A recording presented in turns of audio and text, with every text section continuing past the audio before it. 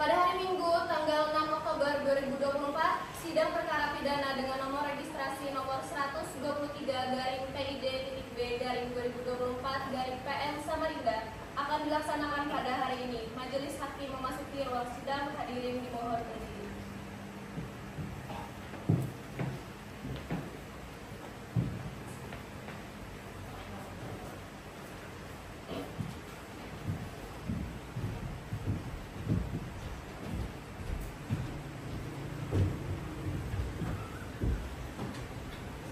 Hadirin dipersilakan duduk kembali.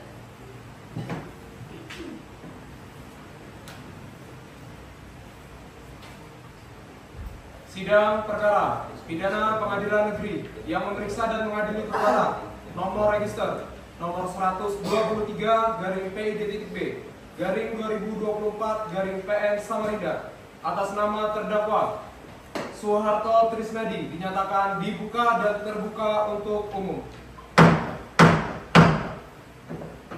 Jaksa penuntut umum, apakah terdakwa sudah siap? Mohon izin yang mulia, terdakwa pada hari ini sudah siap. Baik, kepada jaksa penuntut umum dipersilakan untuk menghadirkan terdakwa. Saudara terdakwa dipersilakan untuk masuk ke dalam ruangan.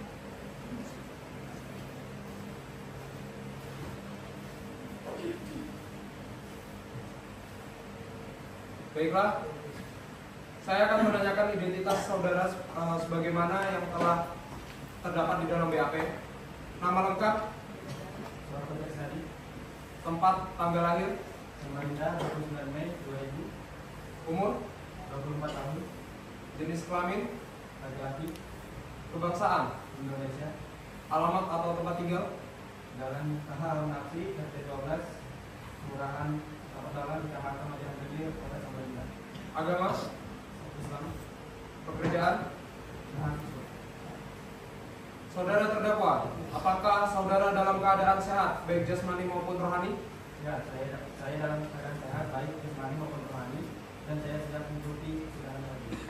Baik, saudara terdakwa, saudara oleh penuntut umum didakwa melakukan tindak pidana pembunuhan dengan pasal 339 KUHP tentang pembunuhan biasa. Apakah saat ini saudara didampingi oleh penasihat hukum saudara?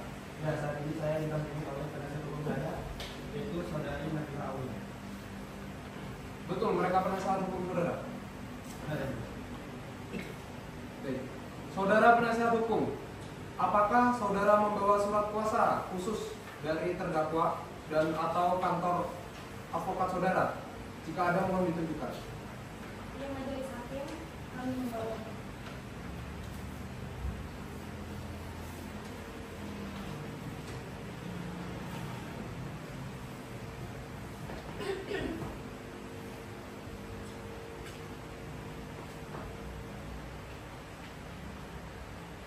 Baik, kepada saudari jaksa penuntut umum, apakah sudah siap membacakan dakwaannya? Mohon izin yang mulia, saya sudah siap untuk membacakan dakwaan tersebut.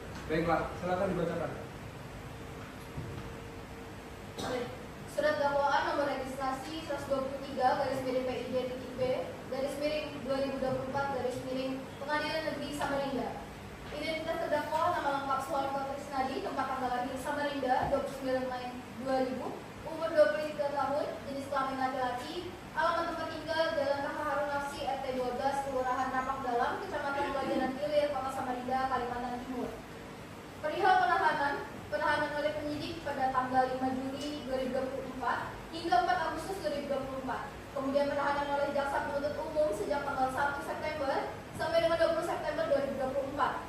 Bahwa terdakwa Soeharto Trisnadi pada hari Kamis 4 Juli 2024 setidak-tidaknya pada pukul 2 bertempat di Jalan AWS Sahrani nomor 5 RT 37 Kelurahan Gunung Pua, Kota Samarinda, Kalimantan Timur, atau setidak-tidaknya di satu tempat yang lain masih termasuk daerah hukum Pengadilan Negeri Kota Samarinda dengan melawan hukum melakukan tindak pidana pencurian beserta pembunuhan. Bahwa pada waktu dan tempat sebagaimana tersebut di atas terdakwa memasuki rumah korban diam-diam dengan membobol di dalam kosan korban sendiri bermaksud untuk melakukan pencurian harta milik korban berupa handphone merek Samsung S23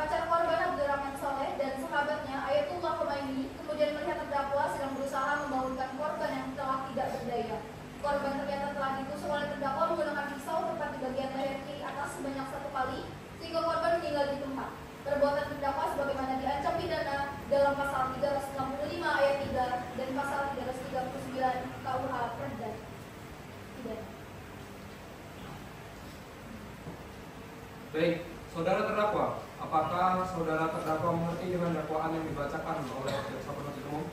Saya mengerti ya mulia. Apakah saudara akan mengajukan eksepsi terhadap dakwaan jaksa penuntut umum?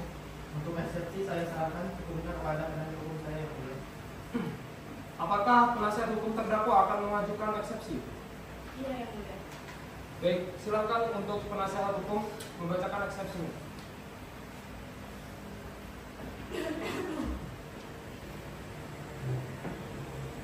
Eksepsi terdakwa Soeharto Trisnadi, dakwa pasal 339 dan 365 ayat 3 KUH pidana.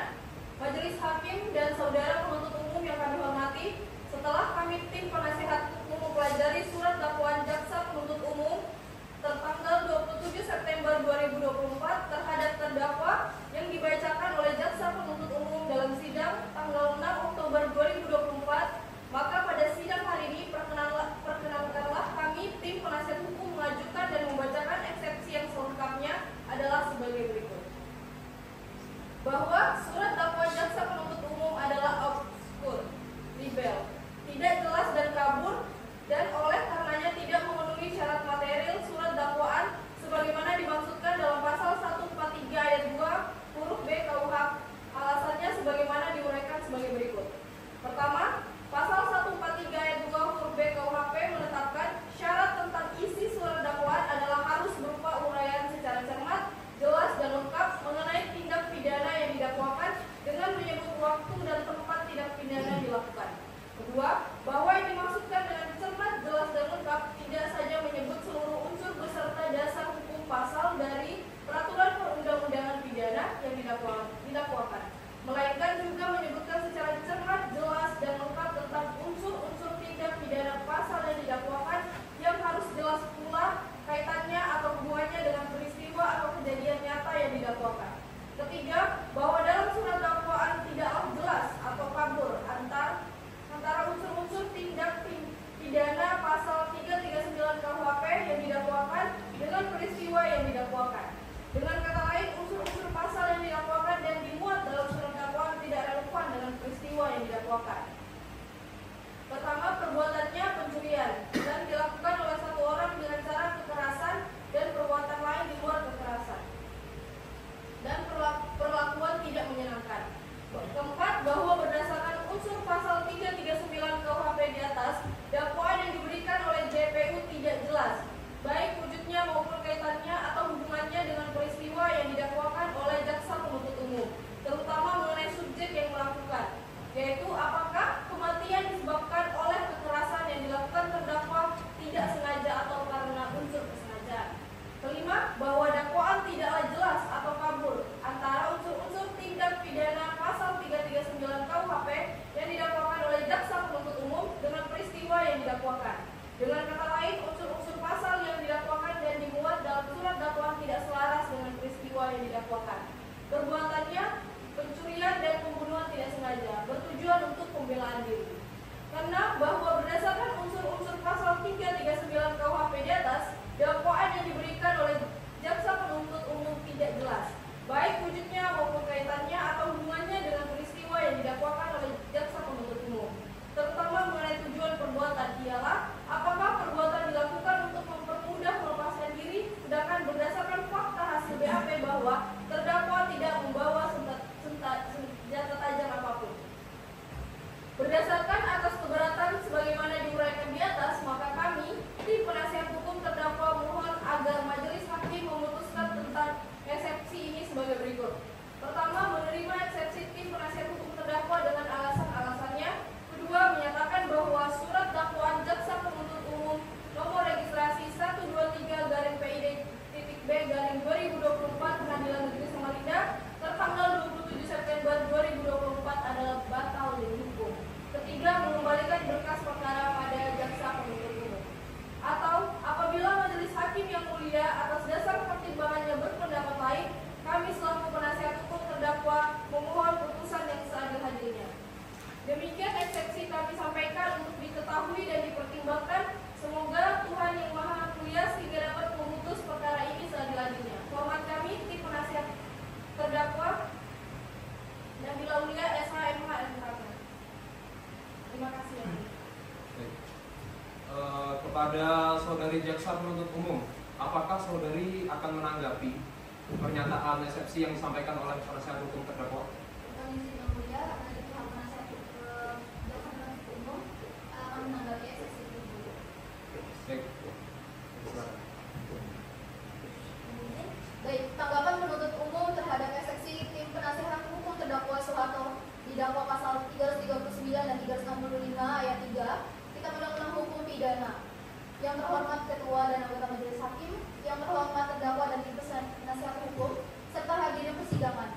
Pertama-tama kami ucapkan terima kasih kepada Majelis Hakim yang telah memberikan kesempatan kepada kami untuk menyusun tanggapan atas eksepsi dari tim penasihat hukum terdakwa dalam perkara tindak pidana yang melanggar pasal 339 dan pasal 365 ayat 3 KUH Pidana. Ucapan terima kasih tidak lupa kami sampaikan kepada tim penasihat hukum terdakwa Soeharto Rusnadi atas eksepsinya yang telah disampaikan dan dibacakan pada tanggal 6 Oktober 2024 ini, yang tidak lain bertujuan untuk bersama-sama mencari kebenaran dalam kasus tersebut. Masuk ke dalam pokok perkara, setelah kami pelajari dengan seksama uraian keberatan berdasar hukum dalam eksepsinya, dapatlah ditentukan pokok-pokok keberatan penasihat hukum sebagai berikut. Tentang persyaratan material surat dakwaan, bahwa unsur pada pasal 365 ayat 3 KUHP tidak jelas, baik wujudnya maupun kaitannya atau hubungannya dengan peristiwa yang didakwakan oleh JPU, terutama mengenai subjek yang melakukan, ialah apabila kematian disebabkan oleh kekerasan yang dilakukan terdakwa tidak sengaja atau karena unsur kesengajaan. Bahwa unsur pada pasal 333 KUHP tidak jelas, baik wujudnya maupun kaitannya atau hubungannya dengan peristiwa yang didakwakan oleh JPU, terutama mengenai tujuan perbuatan, ialah apakah perbuatan dilakukan untuk mempermudah melepaskan diri, sedangkan berdasarkan fakta hasil BAP bahwa terdakwa tidak membawa senjata tajam apapun.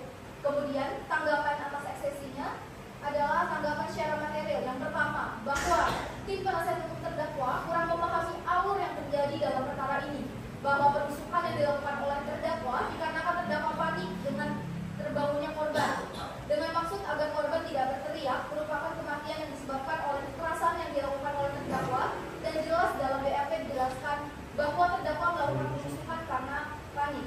Yang kedua, bahwa dalam surat dakwaan sudah dijelaskan bahwa terdakwa menusuk korban bagian leher atas bagian kiri yang menyebabkan korban tewas seketika.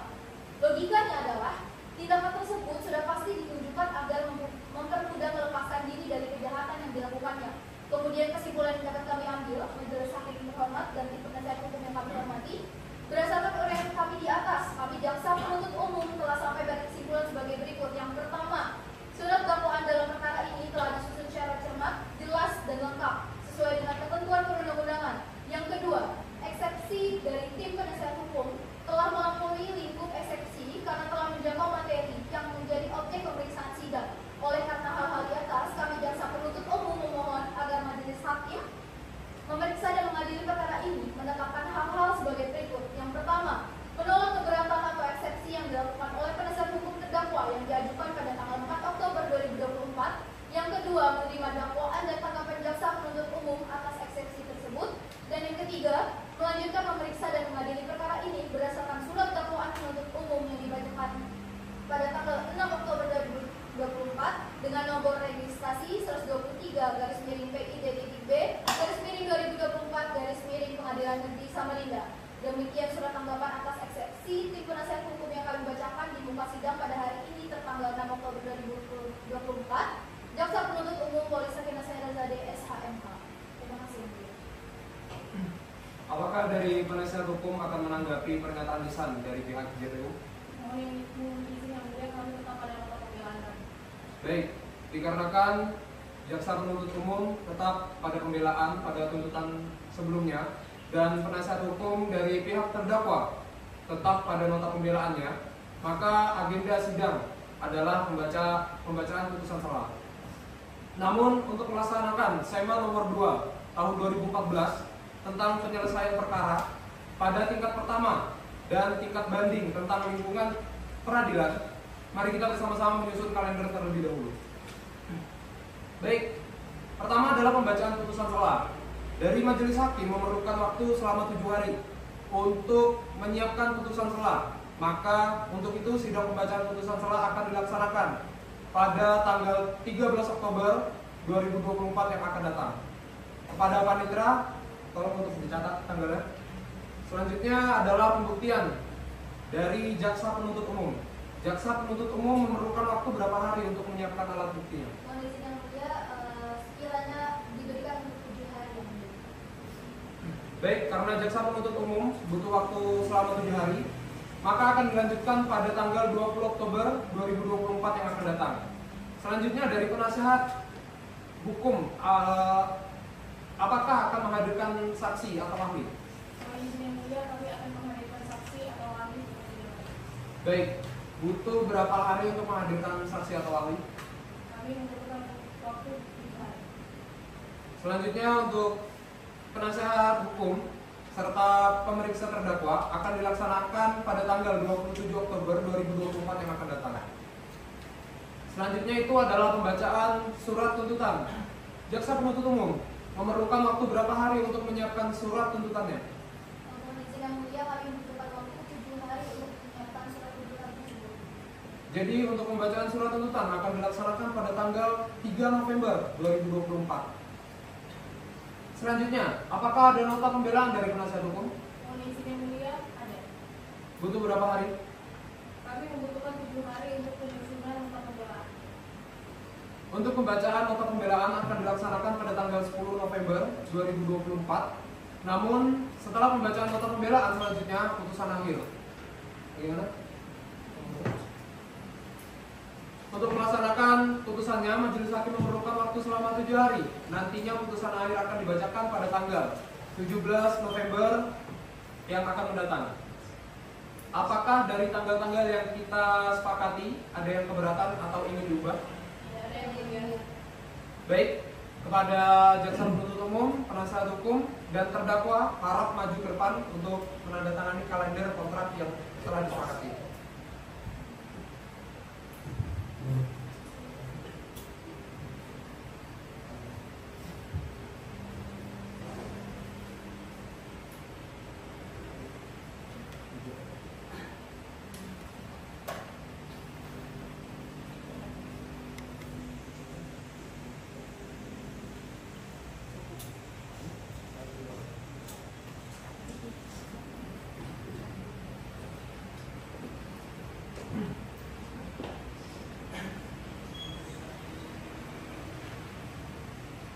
Untuk memberi waktu kepada majelis hakim dalam menyiapkan putusan selah, maka sidang pada hari ini akan ditunda hingga 7 hari ke depan dan akan dilaksanakan pada tanggal 13 Oktober 2024.